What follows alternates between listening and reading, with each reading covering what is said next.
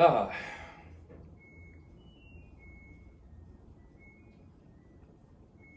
it's the washer going off. Hello everybody, Sean from Firearms&Fitness, and this is kind of going to be a quick video, or not quick video. I don't really know how this is going to kind of pan out, but it's been an idea that I've been working on in my head for a little bit. And recently, Combat Arms Training put out a video of a new pouch design that they had come up with and whatnot, and it spoke to me. It really spoke to me because it's kind of what I'm looking for my handoff rifle concept. Now, before we all get into anything, let's discuss what a handoff rifle isn't. It is not your general purpose rifle. This is my general purpose rifle. It's got my Saturn on it. It's got an offset red dot. It's got a light with pressure switch, 2-point sling, all right, and a bungee to keep the 2-point sling stowed when I'm not using it. It's also loaded with M855, zeroed for the BDC in here, and doesn't really have anything special. It's got the car stock. It's got everything that I like on it. All right, a 12.5-inch rail, pencil barrel. This is my fighting rifle, all right? And this is my general purpose rifle. This is the rifle that I'm gonna grab that is, if something goes sour and call the arms is made, this is the rifle I'm grabbing for whatever reason. But what we're talking about today is a handoff rifle. The handoff rifle is very simple. Now, this may look very similar, but you're gonna notice a couple differences. For the sake of argument, do me a favor, I need you to ignore the irons on this. This is currently my backup rifle, all right? But this is kind of what I'm using to start my idea on the handoff rifle concept. Now, the handoff rifle concept, simple. We have a fighting rifle, a rifle that has attachable magazines.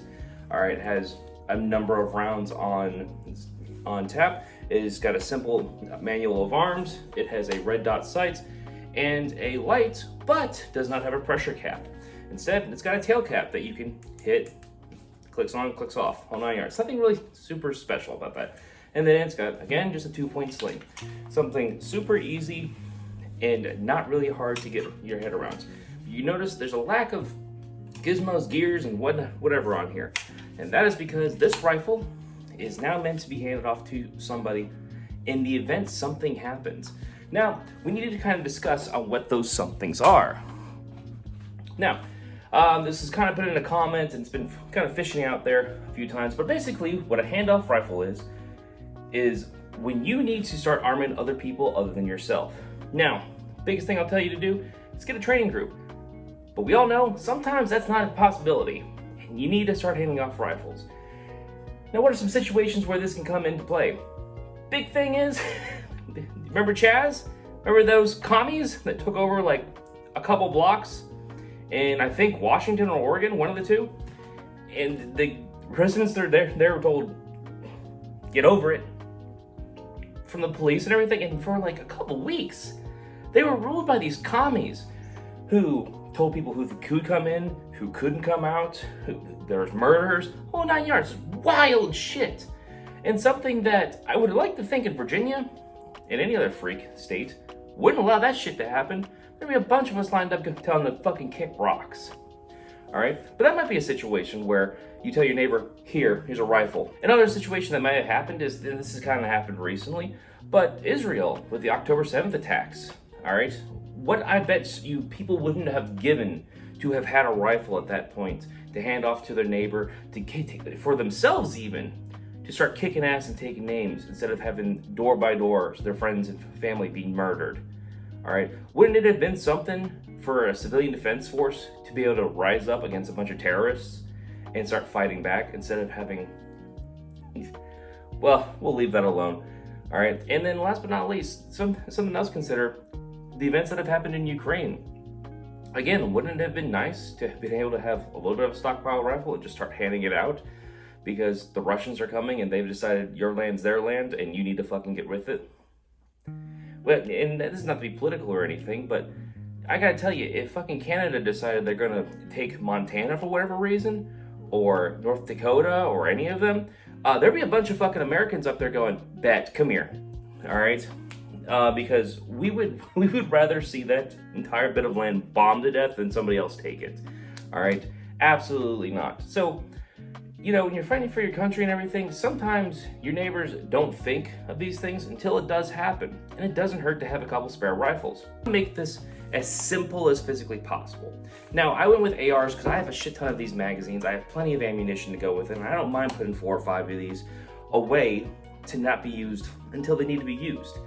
All right, and what you're gonna do with that, you're gonna load them with just some 223 ammo. You're gonna zero them all for a 200-yard zero, all right, or a 100-yard zero, or a 300-yard zero, whatever fucking zero you're gonna give it. Whatever you think you need, all right, that it can be as simple as possible of point, aim, shoot, all right?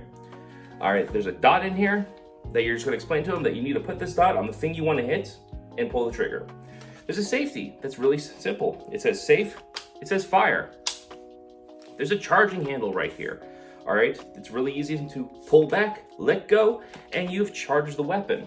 All right, there's a light right here. Super simple. You press the end cap, it turns on. You hit the end cap again, it turns off. People use flashlights before. And it's a sling. All you have to do, put that around you. You now have a sling. It is now a slung rifle. And you have something to work with. All right, not only that though, we need to have spare ammunition for this. And this is the part that I haven't quite gotten yet. And this is what Combat Arms Training's item really kind of spoke to me, because my thought is you should have 3 magazines with this rifle. And the other thing carries 3 magazines plus a tourniquet and possibly a little blowout kit that can go with it. So now you can have 1 magazine in here, 2 magazines in the pouch, stick in some medical, and look at that, you're ready to kind of go, and you've gotten somebody up to snuff for the most part for generally what you're going to see around here. What could possibly happen within a civilian within what could possibly happen in civil unrest. It's something now that you have now you have numbers. And we all like the idea of the lone wolf theory, like, oh, I'm the main character, I'm going to take care of things. Fun fact, guys, I'm not the main character of my own fucking story. All right, ask my wife. This is like, we have to understand that numbers on our side equals time. All right, time in a fight, time to live. All right, and higher chances of living. If I can hand off 5, 6 rifles to some people, all right, and then I have my guys that I can train with and whatnot. Look, we now have 10, 12, 15 armed civilians that are able to help us. Ask the Koreans back in the 90s, roof Koreans, all right? I bet you not every one of them had a gun, but I bet you that there's a couple of neighbors that had 2 or 3 that they could hand out to their neighbors and say, here, take this. All right, and you notice how their shit didn't burn to the ground? All right, it's a simple concept, I understand, and let me kind of explain to you where this concept came from. The concept kind of came from this, as you hear on the internet constantly. All right, well, why would I buy that rifle when I buy 6, 7, 8 of the other rifles for the same price? All right, and then I can arm everybody. But nobody actually ever fucking does that. All right, they're normally the one poor guy that buys 1 rifle, doesn't train with it, puts whatever cheap shit they can on there, and gets going. And then you actually have guys out there that actually go train. All right, but they have 1, maybe 2, possibly 3 rifles. All right, that they use, they work with, and they know how they shoot. So we're kind of bringing this all back in to where, okay, what if the guy said I want to buy 5 rifles so I can hand them off to people? Now we have a concept. And here's the 3 rifles I think you should really choose from. It should either be an AR-15, it should be an AK, or it should be a 10-22. Those are the 3 rifles I really think you should choose from. Any other rifle, I think it's kind of silly at this point. 10-22s are very ubiquitous. They're super easy to learn how to use. They get 25 round magazines. All right. There's a button on the side, safe fire, red is dead, easy to turn. You can put red dots on them. You can put lights on them, and look at that. You've got a simple, easy to use, something that's not going to be super intimidating to somebody that doesn't shoot. All right. The AR-15, it's America's rifle. Virtually everybody knows how to use an AR-15 to some extent or another. We're just simplifying it a little bit by taking off the irons and simply putting a red dot on there, all right?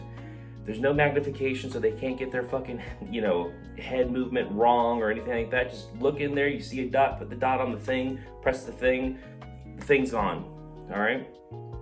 And you're good to go. AKs, again, not super easy to modernize, but you know what AKs are really good at? Simple shit. If child soldiers can fucking use them, I bet you fucking Bob down the street can fucking use it too, all right?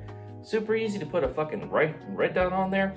Super easy to have a fixed stock or an adjustable stock on there for the average person. All these items are not too heavy. They all have magazines that are plentiful and fairly easy to use. And that's the big thing. These are kind of going to be throwaway rifles for you. You're going to be handing them off to somebody, and you may or may not get that shit back. So what we want is at least 3 mags to go with them. They're all going to be stocked away somewhere. All right, we want some medical with them, because even if that person doesn't know how to use it, somebody else might fucking know how to use it, and that's a big help. What are fun jazz? All right, we want something that's ubiquitous, that's easy to pick up, and something that's going to be inexpensive too, because we are kind of throwing away this money at something.